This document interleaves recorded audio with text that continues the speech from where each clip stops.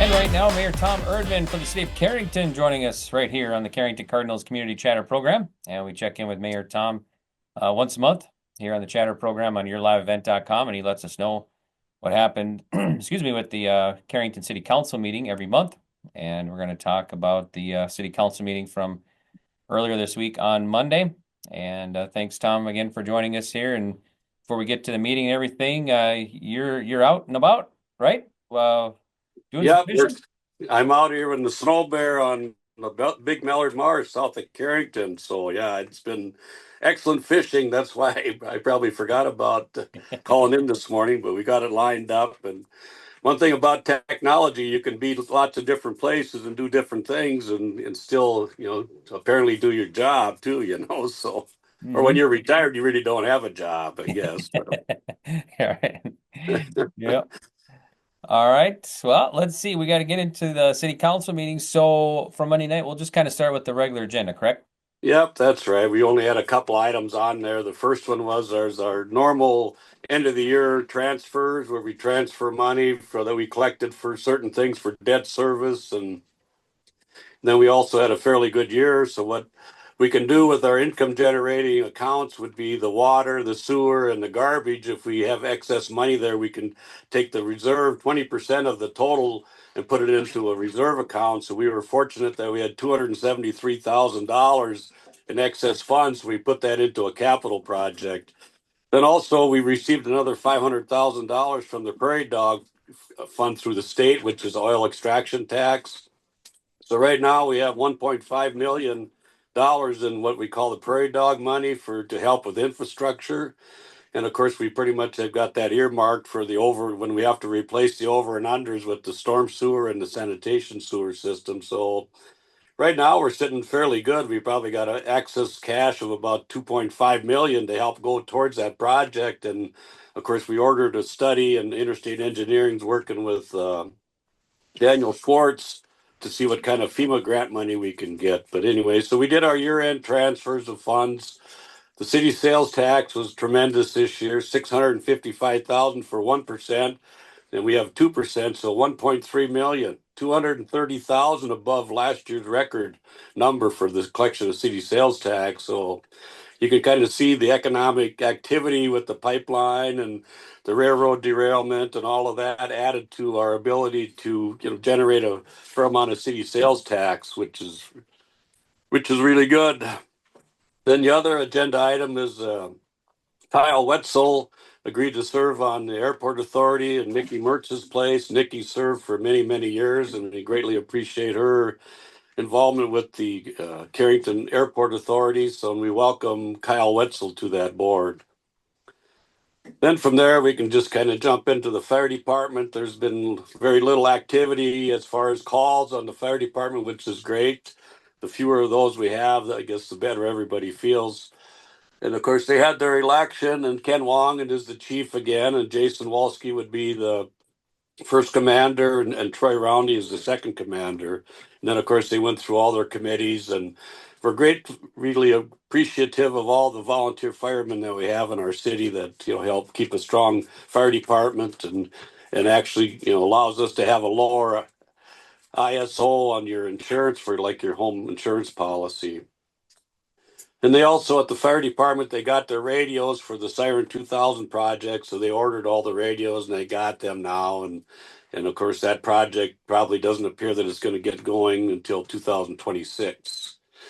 Then from there, we can jump into finance and legal. We met with Bravera Insurance Company, who handles our North Dakota Insurance Reserve Fund account, and looked at some different options as far as having a higher deductible on our vehicles and kind of cutting the premium there. And then they have a new blanket policy for all of our equipment that we have. So if for any reason we would have missed, if you have to itemize, you could miss an item and then something could happen to that and you wouldn't be covered. But they have a new program that's a blanket. So no matter if the city owns it, it's covered. And that actually reduced our premium there.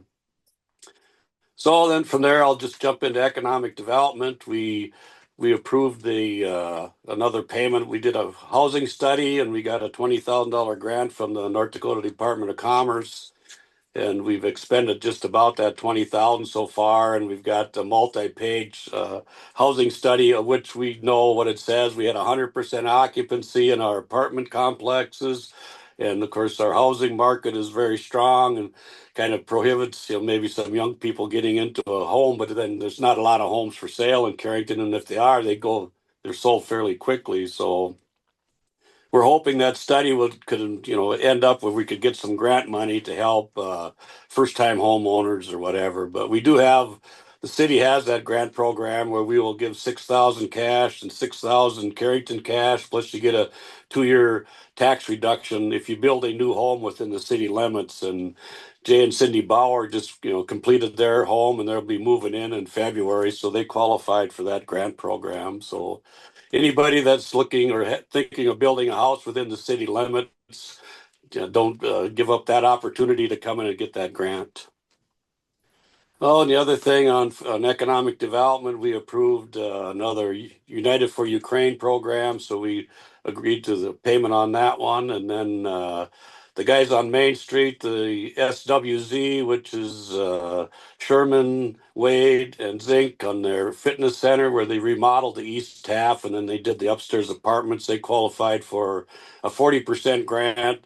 So they're getting a check for around 35,000 for what they did to that building on Main Street, which is, rented out for office space, plus there's apartments upstairs. Then from there, I can just jump into the police department. We had they run about 300 service calls every month. So then they looked at what they did last year, and in 2024 they had 3,700 calls for the year. In 2023 there was 3,100 calls. So there's just a lot more activity in the police department, and some of that had to do with our new ordinance concerning junk and vehicles sitting around. And so there was probably an additional 100+ calls where they stopped at residences and explained the new ordinance, and I think it's helped a lot. I guess we've seen a lot of properties that have been cleaned up, and I greatly appreciate the public's interest in keeping their property neat and clean, and it just helps make our city look nice. So then from there, I guess also the police, we still have an opening for an officer. So if there's anyone out there that's interested in law enforcement, they could pick up an application at City Hall or contact the Chief of Police, Chris Bittman. So then from there, Greg, I'll just jump into Public Works. Of course, we haven't had, there's been some snow removal activity, not a lot, but that's always on the forefront this time of the year, snow removal. And the other thing that happened at the Public Works is we had a water test. Every month we test our water, and we used a carrier to take the sample from Carrington to Bismarck, and it needs to get there within a 24-hour period. And that did not happen in November. So then the state requires us to notify all of our residents that water sample in November failed, but it failed because it was beyond the 24-hour period from when you test it. And we've never really had an issue, but every resident in the city of Carrington either has already received it or will be receiving a postcard explaining the issue with a failed water test. And of course, we went right back and tested it in December, and everything's fine.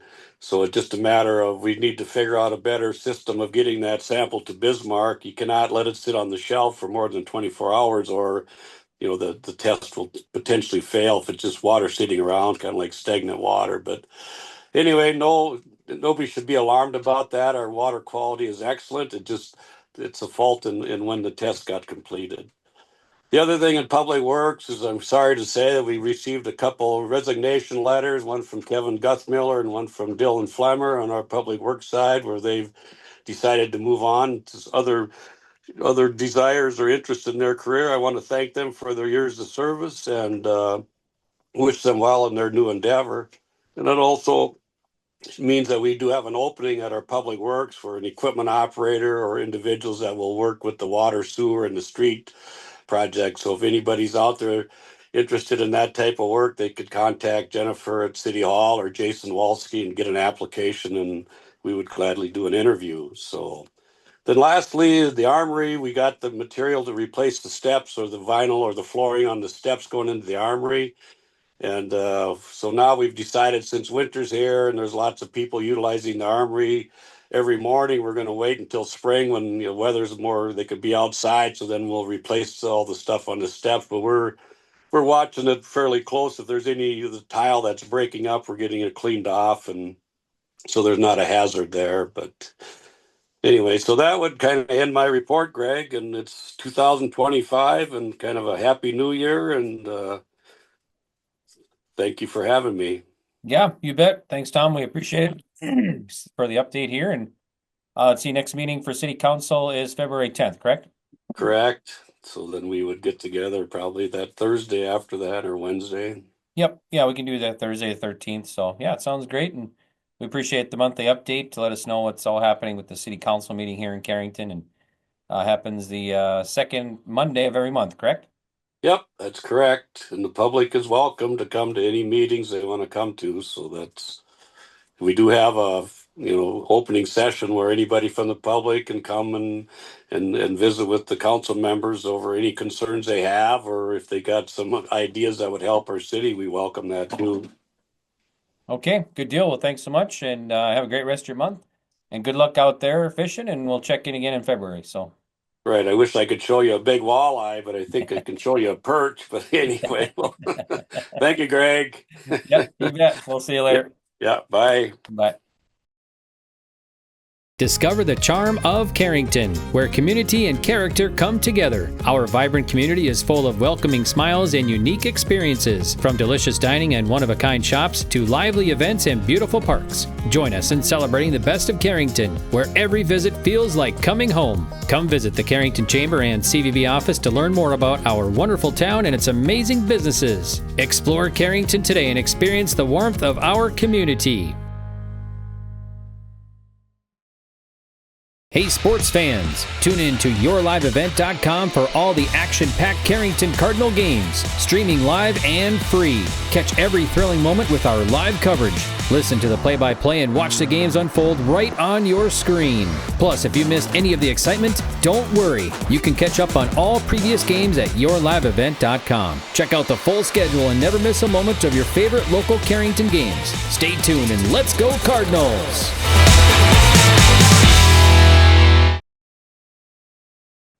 And right now, Laurie Dietz from the Carrington Chamber joins us on the Chatter program right here on YourLiveEvent.com. Thanks, Laurie, for checking in.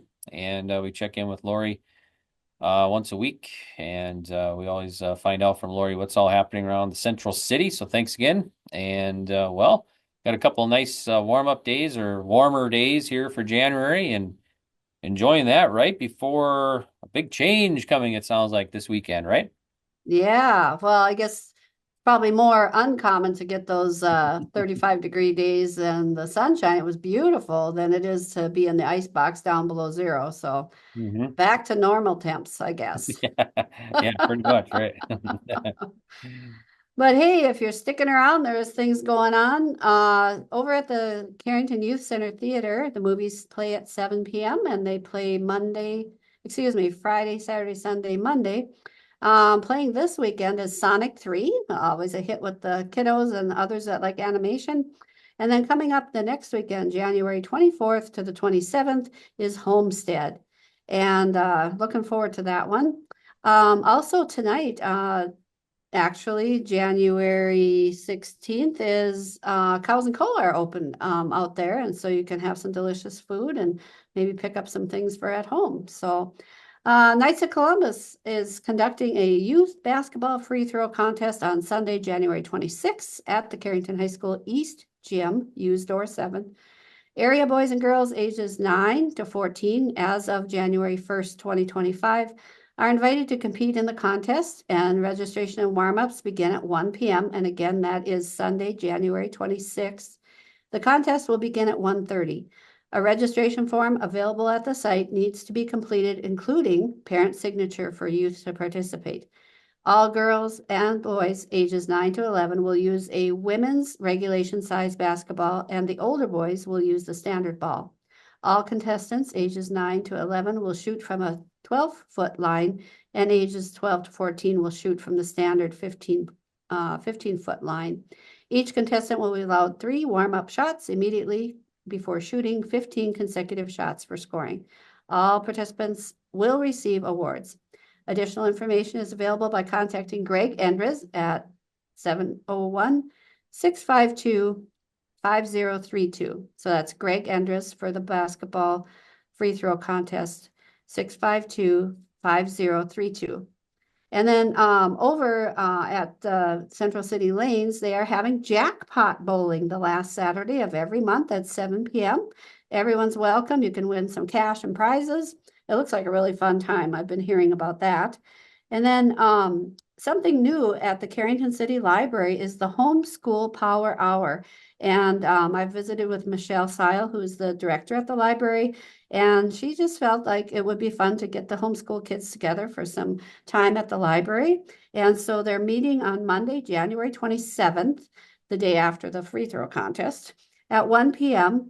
And that hour was going to be, the focus or the theme will be 3D. So 3D printing, 3D pens, 3D artwork, a lot of fun over there at the library. Michele has a plethora of ideas for that library. She never ceases to amaze me with her fun things. So that's happening over at the library. If you want more information, you could give them a call or stop in. And I think that's what I've got for you this week, Greg. Okay, sounds great. We appreciate it, Laurie.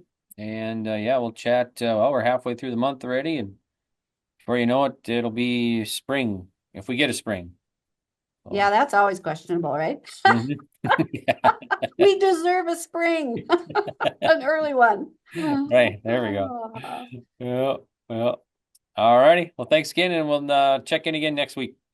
Sounds good. Give us a call, 652-2524, or shoot us an email at chambergal@dactyl.com.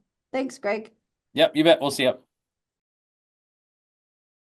Right now, Michele Seil from the Carrington City Library joining us on the Chatter program right here on yourliveevent.com. And Michele checks in with us once a month to let us know what's happening at the Carrington City Library. And thanks, Michele, for joining us here. We always appreciate it. And happy 2025, right? Yes, I can't believe it's already halfway through the month. Yeah, January's time almost over already. So yeah. That's right. I see, some of these social media posts, and it's only 65 days of winter left, and things like that. So it moves along quickly. Yeah, it is getting a little lighter out there too now, I noticed. So that's good. I have, yes. That's really nice. Yep. Yep. All right. Well, Michele, we got to talk about the library happenings. First up, you want to talk about a home schooling group, correct? Correct. So we have a lot of activities, and we do our after school activities on Thursdays. And so we have, things that are going on all the time, for our students. But we have an activity now where actually 2 days a month, where we've invited any homeschool family to come in. And we're doing that on the 2nd and 4th Thursdays of the month. Oh, sorry, 2nd and 4th Mondays of the month. And we're inviting our homeschool families to come in and participate in the activities. So I kind of have a theme for the week. So this last theme was kind of cold or snow weather kind of things. And so we did a snowflake craft where we used salt painting and made a snowman and, things like that. So it's kind of theme related. And we also introduced our homeschoolers to our robotics program. At the 4th Monday this month, which is the 27th, we're inviting everybody to come in and participate, and we're going to do 3D stuff. We have a new 3D printer, so we're going to showcase that, do some other 3D kind of activities, and talk about what dimension means, 1 dimension, 2 dimension, 3 dimension, a little bit of, that kind of thing. So it's kind of a little bit of theme based for living, but then we have a variety of stations or activities set up, and then the families can just do whichever ones they want to do. We usually have some STEM, some arts and crafts, a food kind of related activity. So we have all that variety, and it starts at 1 o'clock, and then people stay as long as they want to. Bring all the kids, because we try to have a range of activities that the kids can do. And then it's another opportunity for homeschool kids to meet other homeschool kids in the area, for homeschool parents to talk and learn what other people are doing. So it's worked out really well. This last time we had 22 kids here. plus their adults. So yeah, so it's working out really well. Okay, awesome. Good deal. Yeah. Let's see, you got a raffle coming up or going on, right? Going on right now, we're selling raffle tickets. Again, they're $20 a ticket. We're selling 300 tickets, and so I have a few left. We only have 15 days to get rid of them. So asking everybody who wants a 1 or 2 or 3 to reach out, and we'll get them to you. And the raffle proceeds go directly to the purchase of new books in the library. So we're trying to limit, the number of fundraisers that we do, but that's an area of our budget that really needs more support because we have a lot of books to buy. It's amazing that these authors think they should keep writing books. And so here we come out with another book, so we got to buy it, that kind of thing. So we need to support that. So the raffle's going on right now. We need this ticket sold by the end of the month, by the end of January. And then we're going to give the raffle, we'll do the raffle drawing on February 1st. Okay, and then there's a special event going on that day as well, right? Yes, yes. So it just happens that the first Saturday of February is National Take Your Child to a Library Day. So we thought it would be great to combine the two. We'll have our raffle drawing on that Saturday, and we'll also do a variety of different activities. So we're going to have story time. We do story time during the week, but usually not on a Saturday. So we're going to have a traditional kind of story time. It will be at 10 o'clock that morning. And so that would be February 1st. And then after that, we're going to have our raffle drawing. We're going to have craft activities set up, maybe some kind of a STEM. I know that we're going to have a scavenger hunt. So we'll have that set up and ready to go. And we'll do a snowman bingo, a variety of different activities, and then we'll have some treats here. And so people can come in whenever during that time frame. We're open in that day, it'll be from 10 until 1:30. So we do story time from 10 until about 10:30. And then we have the rest of the things set up. And so people can come in anytime during that time frame.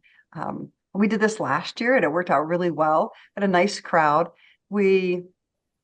A lot of people were ready to be done about noon and go have lunch or do other things. So, but it's a really great opportunity for people to come in and bring their kids to the library, see what kind of opportunities we have for kids.